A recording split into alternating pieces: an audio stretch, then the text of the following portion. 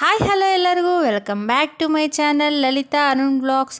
ಇವತ್ತು ನಾನು ಹೆಲ್ತಿಯಾಗಿರುವಂತಹ ಒಂದು ಟೇಸ್ಟಿಯಾಗಿರುವಂತಹ ಒಂದು ರೆಸಿಪಿ ತೊಗೊಬಂದಿದ್ದೀನಿ. ಅದೇನಪ್ಪ ಅಂತಂದರೆ ಹೆಸರು ಕಾಳು ಹಾಗೆ ಕಡಲೆಕಾಳು ಹಾಕಿ ದೋಸೆ ಮಾಡ್ತಾಯಿದ್ದೀನಿ.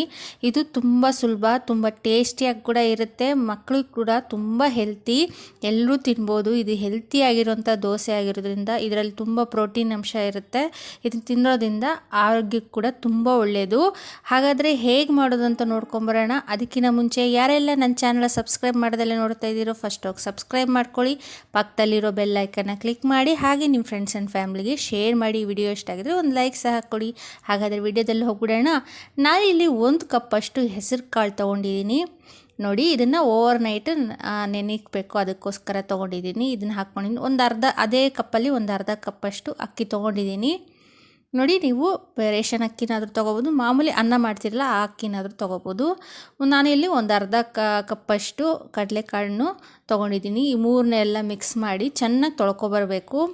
ಒಂದು 3-4 ಸತಿ ಚೆನ್ನಾಗಿ ತೊಳೆದ್ಮೇಲೆ ನೋಡಿ, ನೀರು ಹಾಕಿ ಒಂದು 2 ಗ್ಲಾಸಷ್ಟು, ಇದು ಮುಳುಗೋಷ್ಟು ನೀರು ಹಾಕಿ ನೈಟೆಲ್ಲ ಇದನ್ನು ನೆನೆಯೋಕ್ಕೆ ಬಿಟ್ಬಿಡಬೇಕು. ಇದು ಚೆನ್ನಾಗಿ ನೆನ್ಕೋಬೇಕು.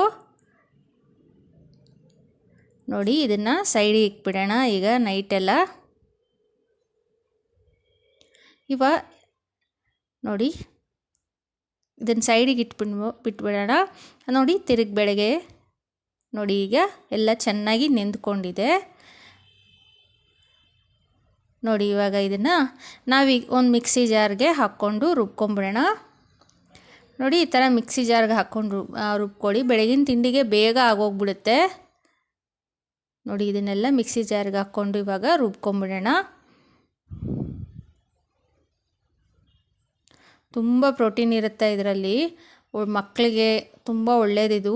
ನೋಡಿ, ಒಂದ್ಸತಿ ಟ್ರೈ ಮಾಡಿ ನೋಡಿ, ನಿಮ್ಗೆ ಇಷ್ಟ ಆಗುತ್ತೆ.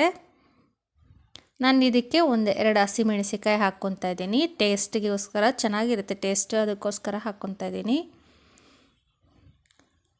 ಹಾಗೆ ಸ್ವಲ್ಪ ಶುಂಠಿನ ಸ್ವಲ್ಪ ಹೆಚ್ಚು ಹಾಕ್ಕೊಂಡಿದ್ದೀನಿ. ಇದನ್ನೆಲ್ಲ ನುಣ್ಣಗೆ ರುಬ್ಕೊಂಬಂದ್ಬಿಡೋಣ.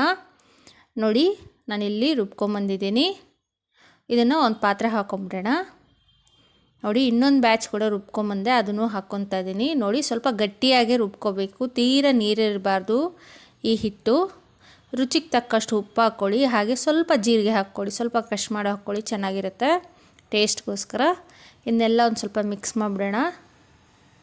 ನೋಡಿ, ಈ ಥರ ಮಿಕ್ಸ್ ಮಾಡ್ಕೊಳ್ಳಿ. ಆಮೇಲೆ ಇಲ್ಲಿ ನೋಡಿ, ಇಷ್ಟು ಗಟ್ಟಿಯಾಗಿ ಇರಬೇಕು, ಸ್ವಲ್ಪ ತೀರ ತೆಳ್ಳಗಿರಬಾರ್ದು. ಇದು ದೋಸೆ ಹಾಕೋಕ್ಕಾಗಲ್ಲ, ಯಾಕಂದರೆ ಇದರಲ್ಲಿ ಯಾವುದೇ ರೀತಿಯಾದ ಉದ್ದಿನಬೇಳೆ ಇರಲ್ಲ. ಅದಕ್ಕೋಸ್ಕರ ನಾನಿವಾಗ ಹಂಚು ಕಾಯಿಸಿದ್ದೀನಿ, ದೋಸೆ ಹಂಚು ಕಾಯಿಸ್ಬಿಟ್ಟು ದೋಸೆ ಹಾಕಿ ತೋರಿಸ್ತಾ ಇದ್ದೀನಿ. ನೋಡಿ, ಎಷ್ಟು ಚೆನ್ನಾಗಿ ಬರುತ್ತೆ ಅಂದರೆ ತುಂಬ ಚೆನ್ನಾಗಿ ಬರುತ್ತೆ, ತುಂಬ ತೆಳ್ಳಗೆ ಚೆನ್ನಾಗಿ ಬರುತ್ತೆ. ನೋಡಿ, ನೀವು ನೋಡ್ತಾ ಇರ್ಬೋದು.